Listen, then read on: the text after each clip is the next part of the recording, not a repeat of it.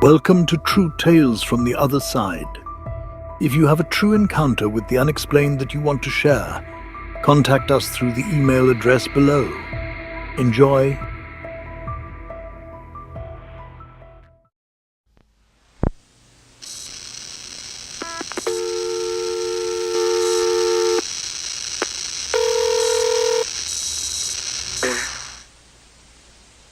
I've spent the last 12 years as a field agent for the Department of Cryptid Intelligence, or the DCI. If you haven't heard of us, that's because we don't exist. To the public, we're invisible. And we're invisible because we have to be. Most people wouldn't understand the kind of things we investigate, or the lengths we go to keep them from ever seeing the light of day. I specialize in handling reports of Sasquatch sightings, the so-called Bigfoot. I've traveled across every remote corner of the country, from dense Pacific forests to the swampy bayous of Louisiana, following whispers of massive footprints, strange howls, and blurry photos of towering creatures covered in thick, dark fur. Our mission is straightforward: investigate, neutralize, and cover up. And sometimes, that means intimidating people into silence. Our team's structure is unique. As a field agent, I'm what you'd call boots on the ground. I do the grunt work, the scouting, the tracking, and, when necessary, I handle the witnesses. Then we've got the tech team, who work in tandem with us to wipe out any digital footprint, photos, videos, posts, anything that might point back to the existence of these creatures. They're the ones who, with a few keystrokes, can erase a witness's account or make a blurry cell phone video disappear forever. The tech team's got a level of clearance that makes the CIA look like amateur hour, and honestly, they're the last people I'd ever want to cross. Their job isn't just to remove evidence. It's to make sure no one remembers it existed. I was called to the northern woods of California last month. A group of college students had gone hiking for the weekend and captured a video on one of their phones, a shaky, but unmistakable clip of a towering, ape-like creature watching them from the tree line. Normally, I'd brush off a report from teenagers in the woods, but I had to admit, this video was compelling enough to put boots on the ground. I met with the students at their campus later that week. They were hesitant, shifty, like they knew they'd seen something they shouldn't have. I get it. I remember what it's like to see something your brain just can't make sense of. I went through the usual questions, leading them down a path of doubt. Could it have been a bear? A trick of the light? It usually works. They start second-guessing, and I can be out of there without raising any alarms. But this time, one of them, a kid named Michael, wasn't buying it. He was adamant, insisting it wasn't a bear. I could see in his eyes he was ready to shout his story to the world, so I shifted gears. I explained to him, with a quiet intensity, that what he'd seen was dangerous. Sometimes, I told him, people who go looking for things they shouldn't end up vanishing.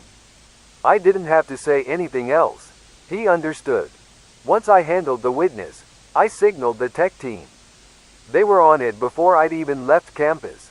They worked fast, pulling every trace of that video from Michael's phone, his friends' accounts, even their family cloud backups. By the next morning, it was like the footage never existed. One night, after an especially tough job, I was invited by a tech team analyst, Rena, to join their debrief. I rarely get a chance to see their world, so I jumped at it.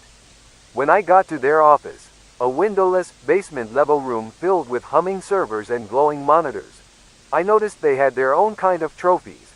Hard drives and file boxes, labeled with cryptic names like Salt Fork Incident and Green River Operation. These were all digital burials of Bigfoot encounters that had to be deleted from the collective memory. Rena showed me a file labeled Case 1228, Midwest Backyard Footage. It was a clip from a suburban security camera. The creature lumbered past a swing set in the middle of the night, casting a dark shadow across the grass. The video had been downloaded, shared, and re-uploaded dozens of times within hours before the team caught it. They had to remove it piece by piece, chasing it across different platforms. When I asked how they kept people from asking questions, Rena shrugged. We don't stop them from asking. We just make it impossible to find the answers. I don't know how much longer I'll be doing this work. Lately, I've started to question whether what we're doing is even right. I've seen Bigfoot a handful of times myself. Twice from a distance, once up close. And I'll tell you this. They're intelligent. They know we're out here, tracking them. They're fast, cunning. They've learned to avoid humans as best they can. Like they understand we're more dangerous to them than they're to us. Last week, after a long operation in Oregon, I took a detour on the way back to headquarters. I found myself on an old trail near Mount Hood, somewhere I'd heard rumors of sightings.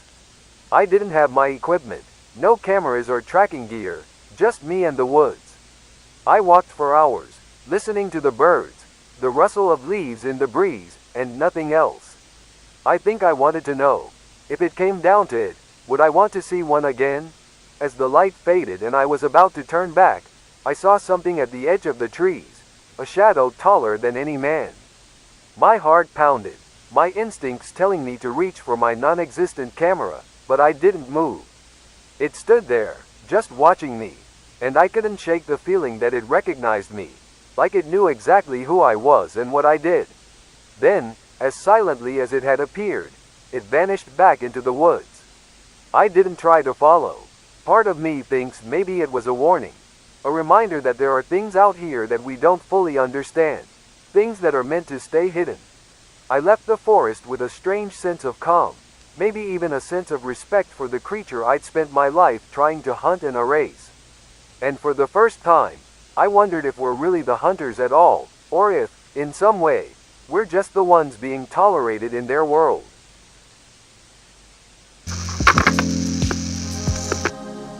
Thanks for listening. Remember to like and subscribe so you don't miss the next set of tales from the other side. Submit your story to the email below.